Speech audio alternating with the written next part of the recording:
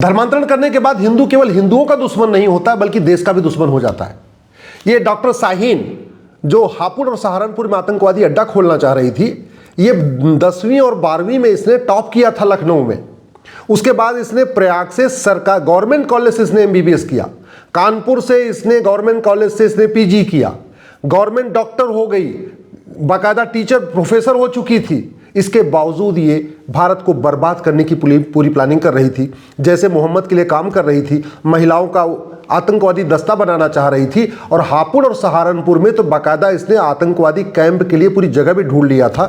इसके अलावा ये अमरोहा में, मुरादाबाद में, संभल में, बिजनौर में, सहारनपुर में, हापुड़ में जगह जगह जाके महिलाओं की सभा भी कर लिया था, महिलाओं का ब्रेन वॉश करना शुरू कर दिया था, महिलाओं को बाकायदा फिरंगी कहते नहीं आत्मघाती दस्ता बनाने की तैयारी कर रही थी। जहाँ जहाँ ये आतंकवादी अड्डा खोल रही थी वहाँ पे बाकायदा मदरसे के बोर्ड भी लगा दिए गए थे, वहाँ पे दवाखाना का बोर्ड लगा दिया गया था, जिससे बाहर के लोगों को पता चले यहाँ तो महिलाओं को शिक्षा दी जाती है और महिलाओं का इलाज चलता है। मोबाइल जैमर लगा दिए गए थे जिससे इसकी बात कोई ट्रैप न कर पाए। इसको जो फंडिंग हो रही थी वो विदेशों से हवाला के जरिए हो रही थी।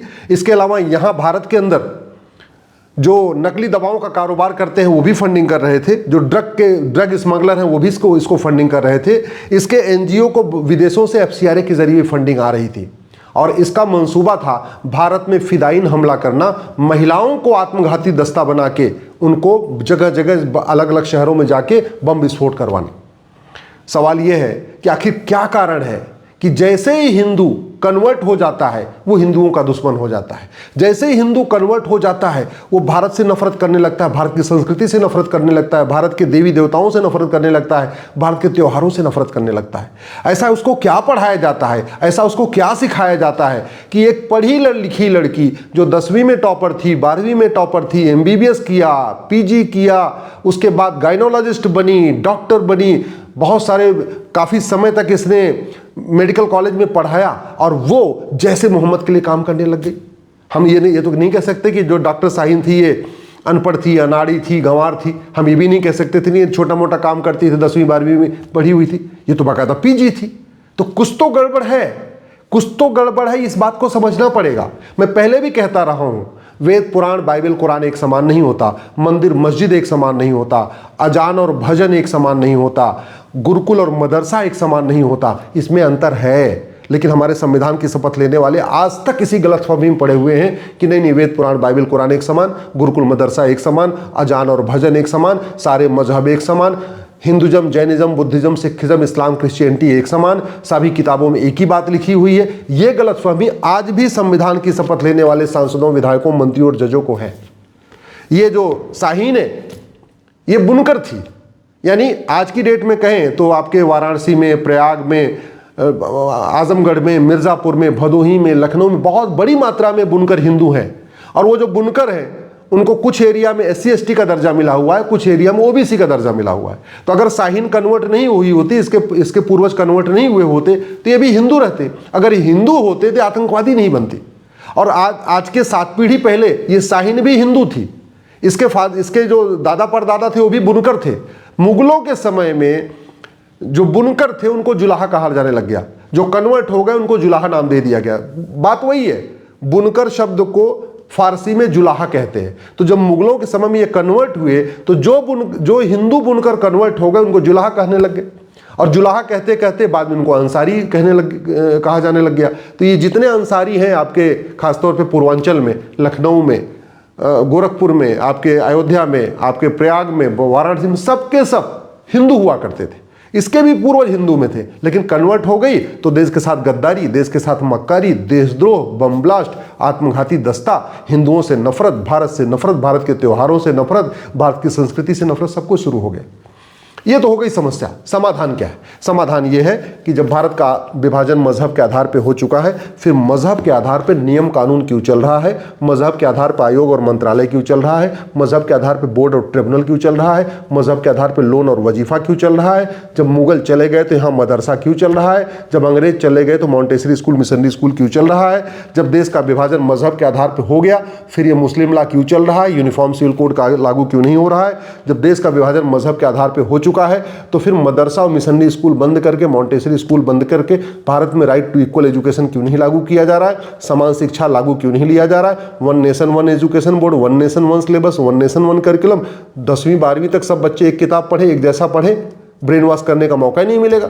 हालांकि उसके बाद भी गारंटी नहीं है, क्योंकि शाहीन तो 10वीं 12वीं करके उसके बाद MBBS करके MD करके ब्रेन वॉश हो गई, लेकिन कम से कम फाउंडेशन तो मजबूत किया जाए। सबसे बड़ी बात यह है कि भारत में जो 40 लाख एकड़ जमीन पे वक्फ बोर्ड का कब्जा है, वो आज तक 40 लाख जमीन वापस नहीं लिया गया। जो 40 लाख एकड़ जमीन पे चर्च ऑफ मिशनरीज का कब्जा था, वो भी आज तक लिया नहीं गया। तो इन जमीनों को वापस लेना पड़ेगा, क्योंकि उन जमीनों से जो पैसा आ रहा है वो पैसा इनके काम आ रहा है। ये चाहे वो डॉक्टर शाहीन है या बाकी और अलगाववादी संगठन, उनको सबसे बड़ी फंडिंग होती है जो यहाँ के ड्रग स्मगलर हैं, जो ड्रग का कारोबार करते हैं। तो जब तक नशा नहीं रुकेगा तब तक फंडिंग नहीं रुकेगी, फंडिंग नहीं रुकेगी तो आतंकवाद अलगाववाद नहीं रुकेगा। नकली दवाओं के कारोबार से जो पैसा आता है उससे अलगाववादियों, आतंकवादियों, जिहादियों की फंडिंग होती है। तो जब तक ये घटिया कानून नहीं बदलेगा, नकली दवाओं का कारोबार नहीं रुकेगा, नकली दवाओं का कारोबार नहीं रुकेगा, इनकी फंडिंग नहीं रुकेगी, फिर ये अपना काम करते रहेंगे। इनकी अगर कमर तोड़ना है तो 2010 में बने FCRA कानून को खत्म करना पड़ेगा। कांग्रेस ने कानून इसलिए बनाया था जिससे जिहादियों, माओवादियों, नक्सलियों, आतंकवादियों को फंडिंग होती रहे। कांग्रेस तो खत्म हो गई, कांग्रेस सत्ता से चली गई, लेकिन कांग्रेस का कानून खत्म नहीं हुआ। इसलिए मैं बार बार कहता हूं, FCRA कानून खत्म करिए जिससे विदेशी फंडिंग बंद हो जाए। भारत में बहुत बड़ी मात्रा में विदेशी बैंकों के जरिए फंडिंग हो रही है। जो बैंकें विदेशों में हैं, उनकी ब्रांचेज भारत में है, उनके जरिए फंडिंग हो रही है। और वो क्यों हो रही है? क्योंकि 1949 का जो बैंकिंग एक्ट हमने बदला नहीं, यूनिफॉर्म बैंकिंग कोड लागू नहीं किया है। तो अगर आतंकवाद, अलगाववाद खत्म करना, सबसे पहले इनकी फंडिंग रोकनी पड़ेगी। फंडिंग रोकने के लिए मैंने पहले कहा, FCRA खत्म करिए, यूनिफॉर्म बैंकिंग कोड लागू करिए, हवाला कारोबार के जरिए इनकी जो फंडिंग हो रही है तो हवाला कारोबार रोकिए। हवाला कारोबार तभी बंद होगा जब 100 रुपए से बड़ी नोट बंद होगी और मनी लॉन्ड्रिंग एक्ट बदलेगा, हवाला कारोबारियों को फांसी देने के लिए कानून बनेगा, तब जाके हवाला कारोबार बंद होगा, तब जाके अलगाववाद रुकेगा। अलगाववादियों, आतंकवादियों, जिहादियों की काले धन से फंडिंग होती है, वो तभी रुकेगा जब 1000 रुपए की 1000 के ऊपर कैश लेन देन पूरी तरीके से बंद कर दिया जाए और ब्लैक मनी को जघन्य अपराध घोषित कर दिया जाए। जिसके पास भी ब्लैक मनी पाया जाए, जिसके पास भी ब्लैक मनी के जरिए जो फंडिंग कर रहा हो, उसको फांसी देने के लिए कानून बनाए, तब आतंकवाद, अलगाववाद रुकेगा। आतंकवाद, अलगाववाद रोकना है, बेनामी ट्रांजैक्शन पे रोक लगाना पड़ेगा। उसका एक ही तरीका है, 10,000 रुपए से महंगे सामान के प्रत्येक लेन देन पे, कोई भी सामान जो 10,000 से महंगा है, अगर उसकी खरीद और बिक्री हो रही है तो उस पे आधार मैंडेटरी कर दिया जाए, उसको आधार से लिंक कर दिया जाए। और जो बेनामी लेन देन करे, जो दूसरे का आधार उपयोग करके करे, किसी और के नाम पे लेन देन करे, ऐसे लोगों को फांसी देने के लिए कानून बनाया जाए, तब बेनामी लेन देन रुकेगा, तब जाके आतंकवाद रुकेगा। सबसे बड़ी बात, हमारे देश के लिए सबसे बड़ा खतरा है भ्रष्टाचार। चाहे वो लव जिहाद हो, चाहे लैंड जिहाद हो, चाहे धर्मांतरण हो, चाहे घुसपैठ हो, इस तभी रुकेगा जब तक भ्रष्टाचार खत्म नहीं होगा। तो भ्रष्टाचार तभी रुकेगा जब भ्रष्टाचारियों को फांसी देने के लिए कानून बनेगा, जैसा चीन में है। देश में चूंकि पुलिस सत्ता के गुलाम है, तो कहीं कहीं पुलिस तो आतंकवादियों, अलगाववादियों के खिलाफ ठीक से काम करती है, लेकिन बाकी राज्यों में नहीं कर रही है। बंगाल में मैंने कभी आतंकवादियों को पकड़ते नहीं देखा, केरल में मैंने कभी आतंकवादियों को पकड़ते नहीं देखा। भारत के और तमिलनाडु में आप बताइए कब आतंकवादी पकड़े गए? क्या कारण है?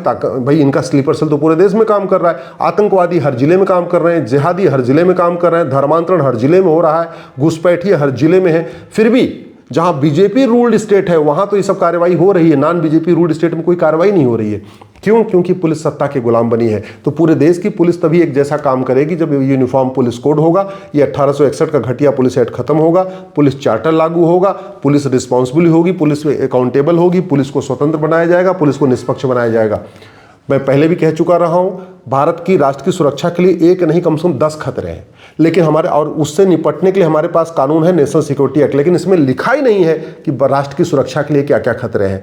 लव जिहाद, लैंड जिहाद, धर्मांतरण, घुसपैठ, जिहाद, आतंकवाद, मजहबी उन्माद, माओवाद, नक्सलवाद, इसको राष्ट्र की सुरक्षा के लिए खतरा घोषित करना चाहिए। कानून में कहीं लिखा ही नहीं कि क्या क्या हमारी राष्ट्र की सुरक्षा के लिए खतरा है।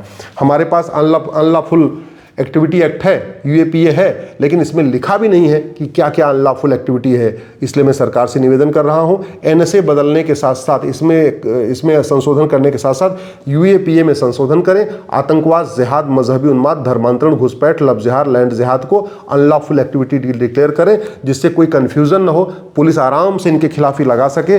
और सबसे इंपॉर्टेंट है, जितना घटिया कानूनों का मकड़जाल चल रहा है उसको खत्म करके एक one nation one penal code बनाया जाए। इसी बीएनएस में एक चैप्टर लव जिहाद के ऊपर हो, एक चैप्टर लैंड जिहाद के ऊपर हो, एक चैप्टर घुसपैठ के ऊपर हो, एक चैप्टर ड्रग स्मगलिंग के ऊपर हो, एक चैप्टर धर्मांतरण के ऊपर हो, एक चैप्टर जनसंख्या विस्फोट के ऊपर हो, एक चैप्टर आतंकवाद के ऊपर हो, एक चैप्टर अलगाववाद के ऊपर हो, एक चैप्टर माओवाद नक्सलवाद के ऊपर हो, एक चैप्टर जिहाद के ऊपर हो, तब जाके भारत सुरक्षित बनेगा।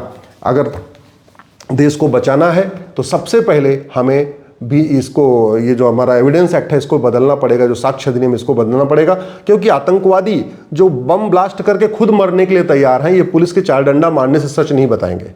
जो आदमी खुद फटने के लिए तैयार है, खुद बम लगा के जलने के लिए, फटने के लिए तैयार है, उसको पुलिस अगर भूखा प्यासा रख देगी, चार डंडे मार देगी, तो पूरा सच नहीं बताने वाले।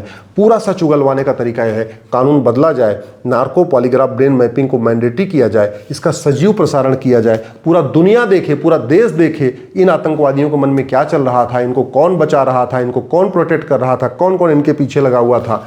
और सबसे इंपॉर्टेंट, ये जो 1955 का सिटीजनशिप एक्ट है, इसको तत्काल बदला जाए और आतंकवादियों, जिहादियों, माओवादियों, नक्सलियों, लव जिहाद, लैंड जिहाद, धर्मांतरण, घुसपैठ, जनसंख्या विस्फोट, इन ऐसे लोगों की नागरिकता खत्म करने का प्रावधान किया जाए।